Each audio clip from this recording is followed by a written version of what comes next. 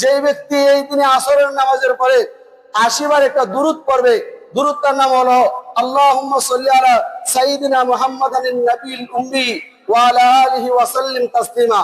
যেই ব্যক্তি জুমার দিন এই দুরূদে খানা যা আসরের নামাজের পর আসরের নামাজ শেষ করে তাসবিহ তাহলিল শেষ করে যখন সবাই মসজিদ থেকে চলে যায় অথবা নিজ স্থানে নিজে বসে যখন আল্লাহুম্মা সাল্লি আলা সাইয়্যিদিনা মাওলানা মুহাম্মদ ওয়া আলা আলিহি ওয়া সাল্লিম তাসলিমা পড়ে, আল্লাহ সুবহানাহু ওয়া তাআলা তার 80 বছরের গুনাহ মাফ করে দেন।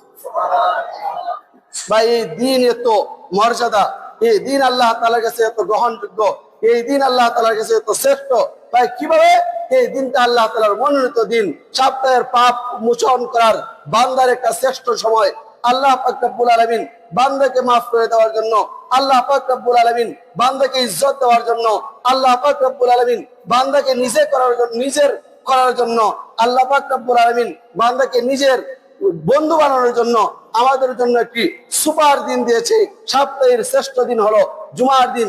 যে ব্যক্তি এই জুমার দিনে আইসা তার এই সপ্তাহের যত গুনাহ হয়েছে সেই পাপ মোচন করার জন্য আল্লাহ তাআলার কাছে তওবা করেন, আল্লাহ তাআলা এই তওবার বদৌলতে তার এই সপ্তাহের মধ্যে যত গুনাহ হয়েছে জুমার দিনের বদৌলতে, তওবার বদৌলতে আল্লাহ সুবহানাহু ওয়া তাআলা তার এক সপ্তাহের গুনাহ মাফ করে দেন।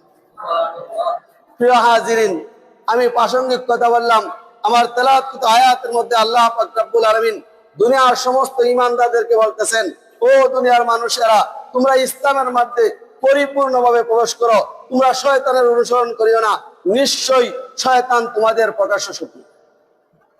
আল্লাহ পাক রব্বুল আলামিন আমাদের ঈমানদারদেরকে ঈমান জাগরণ করার জন্য, ঈমানদারদেরকে পরিপূর্ণ মুসলমান হওয়ার জন্য, ঈমানদারদেরকে পরিপূর্ণ ঈমানদার হওয়ার জন্য আল্লাহ পাক রব্বুল আলামিন আমার তেলাওয়াত আয়াতের মধ্যে বলেন, ইয়া আইয়ুহাল্লাযীনা আমানু দুখুলু ফিস-সিলমি কাফা ওয়া লা তাত্তাবিউ খুতুওয়াতিশ শাইতান ইন্নাহু লাকুম আদুউম মুবিন।